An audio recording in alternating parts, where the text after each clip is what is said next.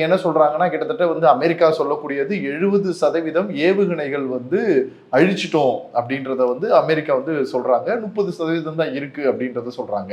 ஆனா ஈரான் சைட்ல இருந்து நீங்க பாத்தீங்க அப்படின்னா, ஏவுகணைகளை நாங்க வந்து செலுத்தாம இருப்பதற்கு காரணம் வந்து அது கிடையவே கிடையாது. நாங்க 100 ஏவுகணைகளை செலுத்தி என்ன தாக்குதலை உருவாக்கணும்னு நினைக்கிறோமோ, அதை ஒரே ஏவுகணையில அந்த தாக்குதலை உருவாக்க நினைக்கிறோம். அதே மாதிரி இந்த போரானது ஒரு நாளோ, ஒரு மாதமோ, ஒரு வருஷத்துலயோ இல்லை. இது நீண்ட ஆண்டு காலங்கள் கூட போறதுக்கு வாய்ப்பு இருக்கு. அப்படி வாய்ப்பு இருக்குன்ற பட்சத்துல தேவைப்பட நேரத்துல நம்ம கிட்ட தேவையான இது இல்ல அப்படின்னா, ஏவுகணைகள் இல்ல அப்படின்னா, அது மிகப்பெரிய பிரச்சனையில கொண்டு வந்து விட்டுருன்ற ஒரு போர் தந்திரத்தை ஈரான் பயன்படுத்தி கொண்டிருக்கிறது என்பது நிதர்சனமான உண்மை.